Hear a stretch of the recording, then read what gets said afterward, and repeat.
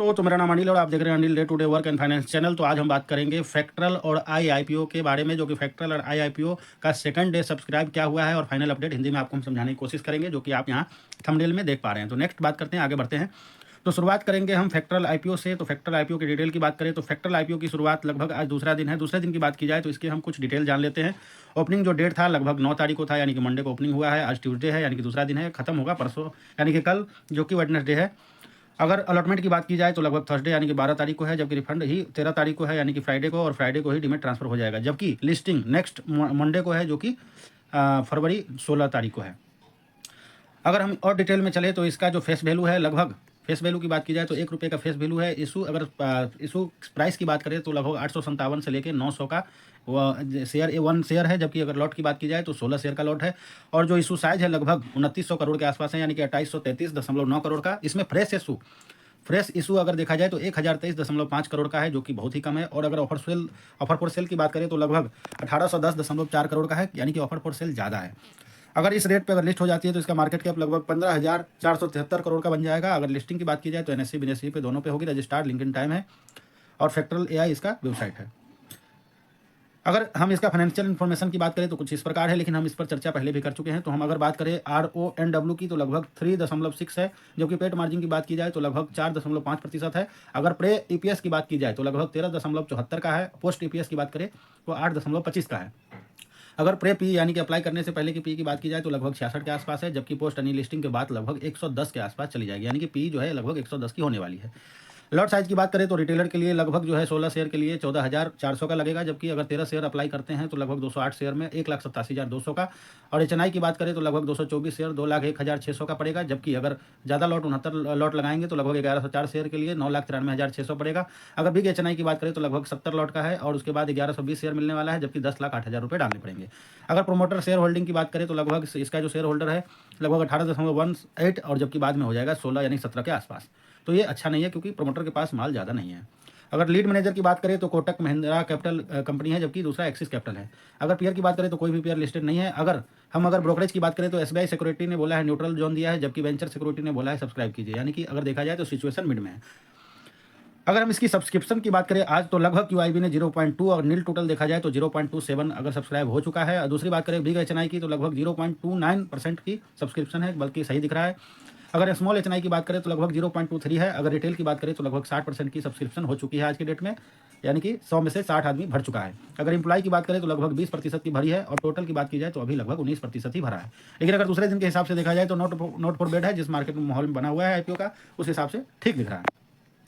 अगर हम इसकी जीएमपी की बात करें तो जीएमपी में लगभग कल तो 1% के आसपास दिखा रहा था, लेकिन आज अगर देखा जाए तो 1% से भी नीचे दिखा रहा है, यानी कि 0.39, यानी कि 3 से 4 रुपये का ही जीएमपी दिखा रहा है। अगर जीएमपी के हिसाब से देखा जाए तो कंडीशन बहुत ही खराब है। बाकी है तो एआई कंपनी, तो देखने वाली बात होगी इंडिया यूएस डील का इस पर कुछ असर पड़ता है कि नहीं।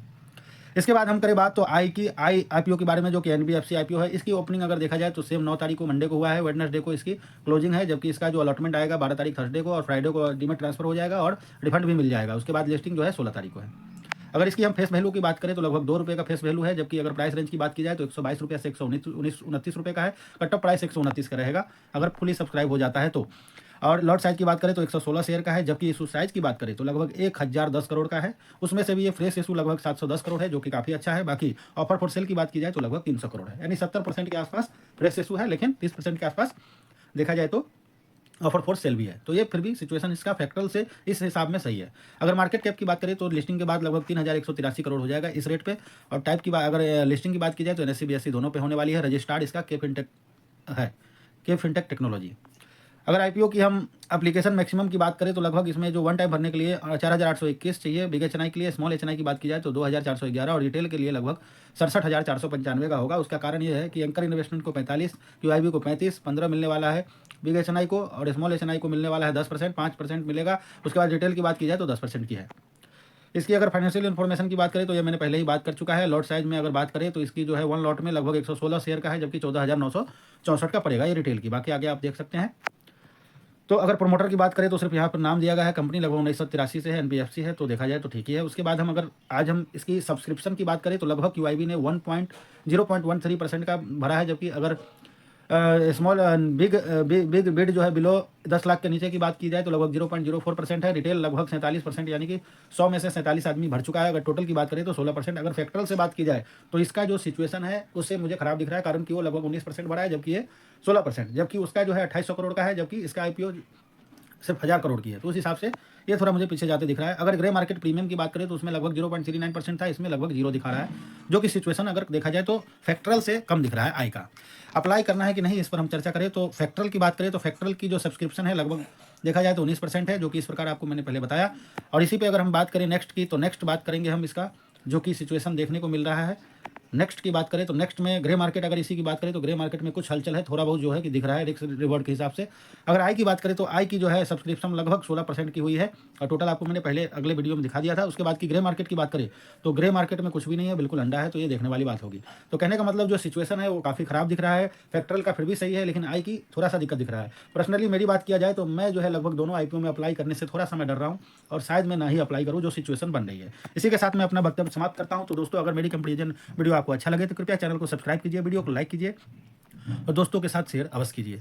तो दोस्तों, हम शेयर मार्केट के माइंडसेट के बारे में और अच्छी अच्छी वीडियो और जो नॉलेज वाली बात है जो मैंने 7-8 सालों में गेन किया है, वो मैं एक प्लेलिस्ट में डाल दिया हूँ, जो शेयर मार्केट की बात है। तो उसमें आप जाकर जरूर देखें, जो आपको काफ़ी अनुभव होगा। और आपको मैं बता दूँ, आप मेरे साथ जुड़े रहिएगा तो काफ़ी शेयर मार्केट का नॉलेज होगा, जो कि मैंने इस मार्केट में सीखा है, और मैं ऑलरेडी प्रॉफिटेबल हूँ और प्रॉफिट कर रहा हूँ ऑलरेडी, और मार्केट में मेरी जो जानकारी हो आप लोगों को अच्छी तरह से मिलने वाली है। तो अगर आपको मेरी वीडियो अच्छा लगे तो कृपया करके चैनल भी सब्सक्राइब कीजिए। इसी के साथ मैं अपना वक्तव्य समाप्त करता हूँ। Thank you.